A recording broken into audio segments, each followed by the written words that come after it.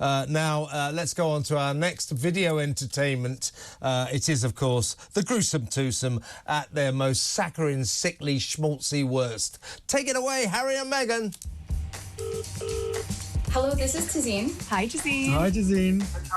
Hi. Congratulations, this is great, and we're so happy to have you as part of this team. Really, thank you for all the work you're doing. It's huge. It's making an enormous impact. This is amazing. This is exactly why we do what we do. This is exactly why the Youth Power Fund was created. Thank you for doing everything that you do. Our kids especially are incredibly grateful.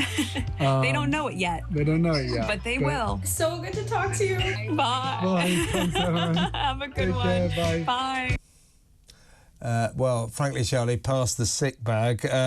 Now, the Daily Mail, I think not without justification, has said, will Prince Harry and Meghan's loved-up video silence the gossips? Sources insist the Sussexes' marriage is fine and the Duke's upcoming solo trip, that's to Africa, by the way, is not a sign of trouble. Now, you know, I never really did think that at this stage their marriage was in that much trouble. I predict in the years to come it might be.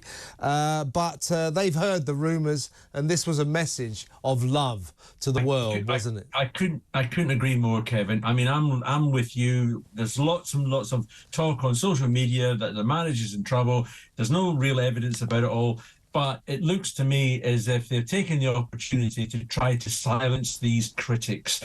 We've got them sitting on a love seat in their Montecito garden, sharing the iPhone, speaking to all these young people that, you know, who are designed to make digital world less toxic for young people, and they're talking away at it.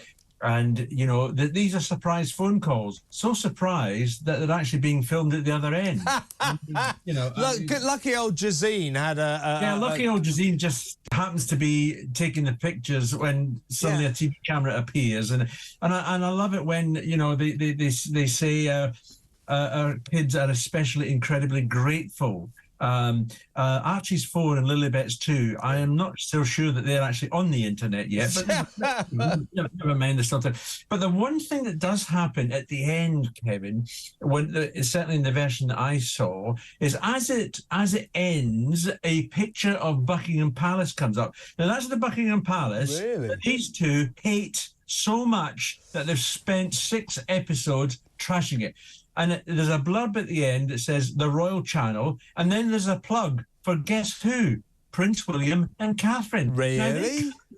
Well, that's the version I saw first thing when I saw that they made this. I don't know if it's still there, but I was just staggered that they'd linked all this up together. But this is another version of their, you know, attempt to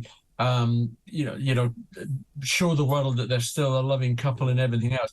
I have to point out that she is now, she's a birthday tomorrow. She's 42 tomorrow, isn't she? 42 tomorrow, and she's just had a marvellous early birthday present from Hollywood powerhouse Jeffrey Zimmer. Oh, yeah. Who's described her as not a great audio talent or necessarily any kind of talent. Any happy returns? Yeah, happy. Now, the big question about Meghan's birthday tomorrow is will she spend it with Harry, or will he disappear to that hotel suite he apparently keeps vacant all the time so he can get away from the hurly-burly nightmare of his domestic life? Well, we don't know the truth of that, but... The one thing they have done, Kevin, is they have announced that they're both going to be at the Invictus Games. Right. In Dusseldorf. But interestingly, they're going to arrive in Dusseldorf the day after the anniversary of the Queen's death. Really, really. It doesn't look like they're coming to Britain at all. Then, yeah, no, exactly. I don't think Britain features in their future plans. No. But it's interesting, isn't it, Charlie? You and I spoke a few days ago, and my question to you as we discussed Harry's latest manoeuvres was, where the hell is Meghan? And here she pops up. Well, yeah, because that's the point, that for several months now, he's been through all sorts of ordeals, particularly here in Britain in the courtrooms that he loves to spend so much time in because he issues lawsuits like confetti. She's never been there. She's never been. We haven't seen those two together for a long time. So, no, we haven't. This video is a reaction to what everybody's been saying about that. Sure, isn't it? it is, and we haven't seen them since May together. That's Wow.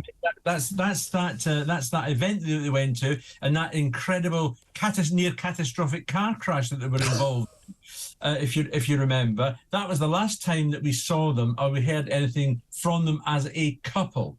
And now we're back again. They're saying great messages to all these young people who are trying to help promote less bullying and less toxicity on the internet, which I don't argue with. I think that's absolutely, that's wrong. That is a good cause. Yeah. There's no question about that. But it's just it's here we go again. We're on the merry-go-round.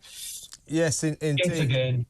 Yeah, no, indeed. By an extraordinary coincidence, a story also cropped up as this video was being unleashed upon an unsuspecting world. A story cropped up with unnamed sources saying, oh, no, but Harry and Meghan weren't sacked by Spotify. The problem with Spotify were very impressed with their brilliant ideas. It's just that Harry and Meghan were held up to too high a standard. No, they weren't. They're always held up to a much lower standard than everyone else. They're not hired for their high standards. They're hired for their royal connections. They're so revered by Spotify that Spotify have decided never to use them ever again.